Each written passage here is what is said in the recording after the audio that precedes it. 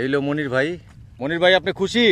আলহামদুলিল্লাহ। আপনি কি চান এই চরে সবাই আসুক? আমি চাই আঙ্কেল যে পরিকল্পনা করছে, হ্যাঁ, ওনার স্বপ্নটা পূরণ করতে পারিনি, আমি এটা চেষ্টা করবো আর কি। চেষ্টা করবেন? অবশ্যই। আর যদি আরো অন্য কেউ আসতে চায় তাদের চেষ্টা করবেন না? আসুক, অবশ্যই করবো। হ্যাঁ? আমার এলাকায় যদি দূরের একজন মানুষ ভালো হইতে পারে তো আর নামটা তো করবো। আচ্ছা আচ্ছা, আর কিছু হোক বা না হোক হেল্প করবেন তো? অবশ্যই করবো। চরে জায়গা নিয়ে দিবেন এরকম চাষাবাদ করার জন্য? অবশ্যই নিমু, সমস্যা নেই। ঠিক আছে। আপনি তো আমগো মনির ভাই, অবশ্যই। কারণ আপনি উদার মনের মানুষ, সবাইকে লিয়ে দেন। হাসান ভাইকে নিয়ে দিচ্ছেন, এখন ওই যে আমাদের ওই আঙ্কেলকে নিয়ে দিলেন, কয়দিন পর আবার দেখা যায় আমাকে নিয়ে দিবেন। আমরা অবশেষে পালের চরের উদ্দেশ্যে নৌকা থেকে নামলাম। কিছু দূর হাঁটার পর এক মুরব্বীকে দেখতে পেলাম। উনি আমাদেরকে পথ দেখিয়ে দিলেন, বলে দিলেন ঠিকানা। আমরা পথ ধরে হেঁটে চলতে থাকলাম। চলতে চলতে গিয়ে ওখানেই দেখি ধান বোনার প্রস্তুতি চলছে। এই যে ধান আছে এটা কি পুরা ক্ষেত্রে বোনা হয়ে যাবে? না ভাই, লাগবে জমি বাড়ছে, আগে যে মাপ আসলে 6 কেজি লাগবে। আমি কাকে 5 কেজি দিয়েছি, দেখে হবে না। ওনাদের জিজ্ঞেস করলাম প্রতি বিঘাতে কয় কেজি লাগে। ওনারা আমাকে উত্তর দিল 6 কেজি। 6 কেজি ধান হলে প্রতি বিঘাতে হয়ে যায়। তাদের সাথে এই আলাপ আলোচনা করতে করতে তারা প্রস্তুতি শুরু করে দিয়েছে। ধান বোনার জন্য প্রস্তুতি চলবে। আর যিনি এই জমিটা নিয়েছেন প্রতি বিঘা 3000 টাকা করে 1 বছরের জন্য লিজ নিয়েছেন। এখানে ফসল করবেন, 2টি ফসল করবেন। আর এখন ধান বোনার পালা। আর আমি এর মধ্যে উদ্যোক্তার সাথে একটু আলাপ করে আসি। মারুফ ভাই, আমি ঢাকা থেকে শুনে খবর পেয়ে আসলাম যে আপনি এই নতুন উদ্যোক্তা হিসাবে এখন এই কৃষিকাজের সাথে জড়িত হয়েছেন। এখন এই কৃষিকাজে জড়িত হয়ে আপনার উদ্যোক্তা হিসাবে ফিলিংসটা কি লাগতেছে? এটা ভাই আসলে ভাষায় বলে বোঝানো যাবে না। এটা আমার আসলে একটা আগ্রহ ছিল ভিতরে ভিতরে, কিন্তু শিক্ষিত মানুষ, লেখাপড়া করছি, তো লেখাপড়া কইরা যে এই সেক্টরে আমি হাত দিব এটা আসলে একটু জটিলই ছিল বিষয়টা, যে 10 জনে কি বলবে বা কিভাবে দেখবে। তো এখন দেখতেছি যে অনেকেই মানে তরুণ উদ্যোক্তা হয়ে যাচ্ছে, তারা কৃষি কাজটাকেই তাদের মূল কাজ হিসাবে নিচ্ছে।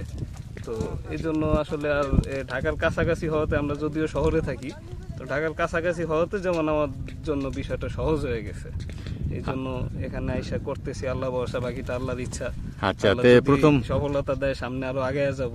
আচ্ছা, এখন ভাই প্রথম শুরু করলেন কতটুকু দিয়ে? প্রথম মানে সবাই বলছিল একটু কম নিয়ে শুরু করতে, যে 2-4-5 বিঘা দিয়ে। তো আমি চিন্তা করলাম যে না, 5 বিঘা দিয়ে শুরু করব, আমি একবারে একটু বাড়াইনি। তো এখন 20 বিঘা দিয়ে আমি স্টার্টিং করলাম। তো এখন দেখা যাক, আল্লাহ ভরসা, একটা স্বপ্ন নিয়ে আগাচ্ছি, আল্লাহ কতটুকু সফলতা দেয়। আপনি সফল হবেন এতটুক আশা নিজের প্রতি আছে? হ্যাঁ, ইনশাল্লাহ এই এতটুকু আমি আশা রাখি এবং নিজের প্রতি কনফিডেন্ট আছে যে না, 10 জনে পারলে আমিও পারবো। এটা আপনার পিছনে, এই উদ্যোক্তা হওয়ার পিছনে সাপোর্ট করেছে কি আপনাকে? আমার পিছনে আমার বাবা সবসময় সাহস যোগাইছে, এবং আমার বাবা বলছে যে সে এই সেক্টরে একটা সম্ভাবনা দেখতে পায় এবং সে উৎসাহ দিছে। যে পথটা দেখাইছে আপনি সেই পথ ধরে এগিয়ে যাচ্ছেন। যাক, আপনি তাহলে বাবার একটি সুসন্তান। কারণ হলো কি, আপনি বাবার গাইডলাইনটা শুনে যে এই আগাচ্ছেন, আমি চাই যে আরো অনেক সন্তানরা এরকম বাবার গাইডলাইন শুনে আগাইলে হয়তোবা কিছু একটা করতে পারবে। এটা কি আপনি বিশ্বাস করেন? বাবা মার সিদ্ধান্তকে সবসময় প্রতিটা সন্তানেরই একটা প্রায়োরিটি দেওয়া উচিত, কারণ তারা সিনিয়র পার্সন এবং তাদের অভিজ্ঞতা এবং তাদের সদিচ্ছা কখনো ভুল হইতে পারে না। আপনি কি চান যে এই চরে আরো কেউ এসে চাষাবাদ করুক? হ্যাঁ, অবশ্যই। এখানে এই চর খুব নিরাপদ চর, এবং এখানে কোনো অন্যান্য চরের মতো মানে কোনো ঝুঁকিপূর্ণ না।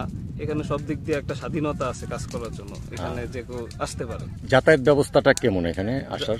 যাতায়াত ব্যবস্থাটা ঢাকা থেকে যদি আসে, পদ্মা সেতু পার হওয়ার পরে 10 থেকে 12 কিলো।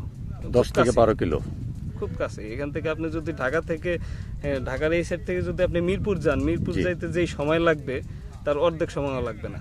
হ্যাঁ, এটা খুব কাছে। এর জন্যই আমি এই আপনাকে কাছেও পেয়ে গেলাম, আমারও আসতে বেশি সময় লাগলো না। আমি অনেকের কাছেই শুনলাম যে আপনি নতুন উদ্যোক্তা হিসাবে এখানে এই চাষাবাদ শুরু করেছেন।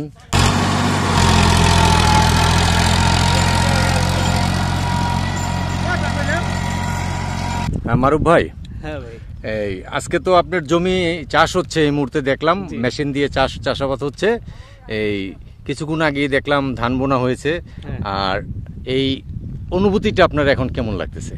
এই অনুভূতিটা আসলে মানে প্রকাশ করার মতো অনুভূতি না, কারণ এটা আসলে অনেক দিন থেকেই স্বপ্ন ছিল, আশা ছিল যে এরকম কিছু একটা করার। আজকে সেই স্বপ্ন আল্লাহ পূরণ করতেছে।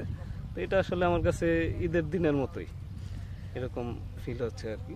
যাক, এরকম সবাইয়ের মনে, সব উদ্যোক্তার মনেই বোধহয় এরকম লাগে যে প্রথম কাজটা অনেক প্রথম খুশি। কাজ, প্রথম কাজের আজকে প্রথম দিন, আজকে থেকেই বিসমিল্লাহ করে স্টার্ট হলো। তো বাদ বাকি ইনশাল্লাহ আল্লাহ যদি আমাকে সফলতা দেয়, যদি নিজের জন্য কিছু করতে পারি, মানুষের জন্য কিছু করতে পারি, এটাই স্বপ্ন, ইচ্ছা।